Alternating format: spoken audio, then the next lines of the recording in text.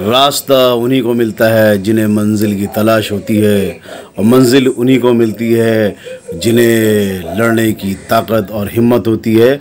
देखिए फिर आज का नमूना हमारा। फाइनली मैं सनाया बंगले के पास से पहुंच चुका हूँ और मैं आपको सारी चीज़ें दिखाऊंगा। Welcome to the moments and journey of Nizam Khan.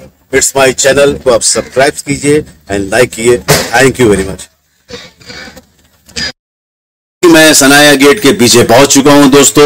अब मुझे तलाश है उनकी जिनसे मेरी फोन पे बात हो चुकी है, यानी दो फिल्म इंडस्ट्री के अदाकार, किरदार, आर्टिस्ट, और मैं चल रहा हूं। ये देखिए मुझे वैनिटी वैन दिख गई, बस मंजिल मेरी नजदीक है उनके पास पहुंचने की, जिनका मुझे आज इंटरव्यू लेना है और दिखाना है। ये दो नायाब हीरे फिल्म इंडस्ट्री कर रही हैं, सर्च कर रही हैं कि भाई ये महान लोग किधर हैं। आखिर देखिए सामना हो गया, कैसे मस्ती करते हुए, लहराते हुए, बच्चों की तरह किलकारी मारते हुए। ऐसा लग रहा है कि इनका बचपना अभी भी बाकी है। ये देखिए चाल में भी उमंग है, तरंग है, एक लहर है। और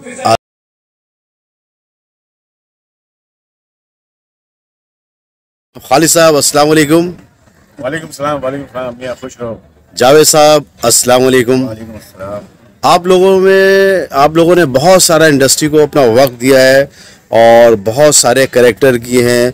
हर तरह का रंग रूप आपने देखा है, हर तरह से लोगों के यहाँ से वाकिफ़ हैं। तो आज मैं सिर्फ एक कुछ ऐसी शख्सियत के बारे में बात करना चाहूँगा जिनको इंडस्ट्री का बाप, पिलर और यानी बहुत बड़ा मिलीनियर कहा जाता था। तो मैं पहला सवाल आज मैं करूँगा जनाब खालिद साहब से कि जनाब खैरियत साहब, दिलीप कुमार साहब का नाम किसने नहीं सुना है इंडस्ट्री में, और आप भी इससे वाकिफ़ हैं।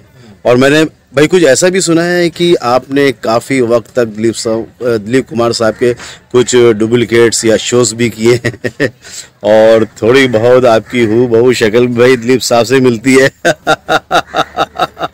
ये देखिए अंदाज अभी से शुरू हो गया है। मैं खालिद साहब आपसे एक सवाल ये पूछना चाहूँगा कि दिलीप साहब ने बहुत सारा वक्त इंडस्ट्री को दिया और उनकी एक्टिंग के बारे में सारे लोग जो है वाकिफ़ हैं।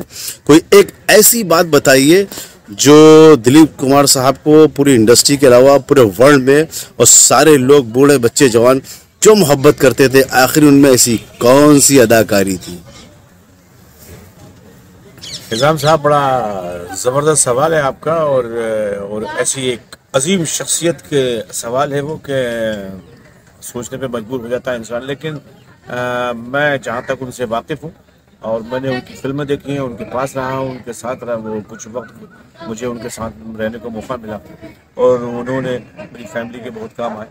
आपने ऐसी अजीम शख्सियत के बारे में पूछा है तो मैं ये आपको बता देना चाहता हूँ कि निज़ाम साहब, अल्लाह ताला ने जिस तरह चांद एक बनाया, सूरज एक बनाया, उस तरह दिलीप कुमार एक बनाया।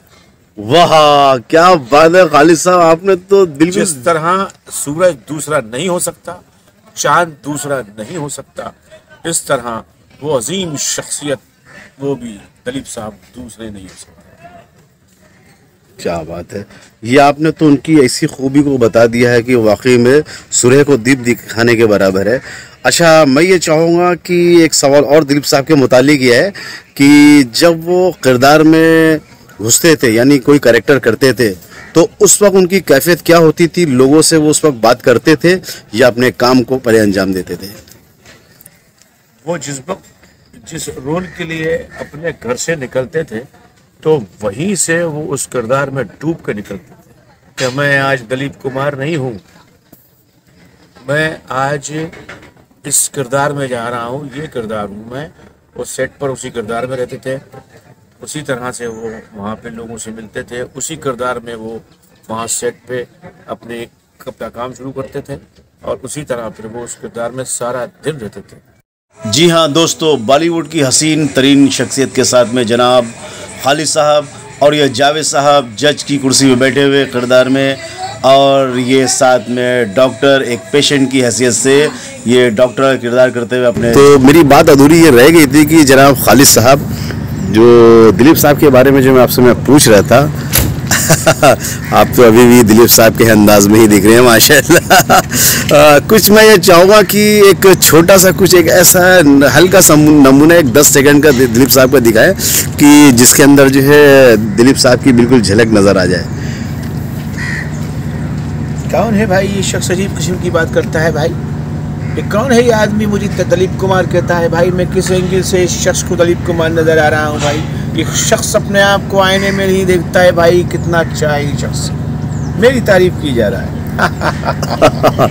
वाकई में आपका अंदाज और किरदार बिल्कुल हूबहू लगा, लेकिन दिलीप साहब को पकड़ना, उनको छूना कोई मामूली बात नहीं है। बहुत बड़ी इंडस्ट्री की शान कहा जाता था और वाकई में वो शान थे। आज हमारे बीच में दिलीप साहब नहीं है तो सबको इस बात का अफसोस है कि एक इंडस्ट्री की बहुत बड़ी जो है प्लेयर हमारे हाथ से निकल गई है।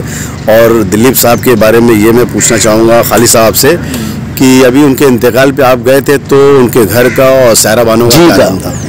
जी अब देखिए कि एक अजीम शख्सियत गई हिंदुस्तान से ही नहीं, दुनिया की सरजमीन से, और इतनी बड़े पैमाने पे लोगों को धक्का लगा दिल को कि एक वो आज तक है, वो सदियों तक वो जगह खाली रहेगी। और उनके घर में लोगों को बड़ा सदमा था। सदमा हर इंसान को था, हर उस शख्स को था जो उनसे मोहब्बत करते थे। उस शख्स इतने लोगों के काम आए किसी को पता ही नहीं है।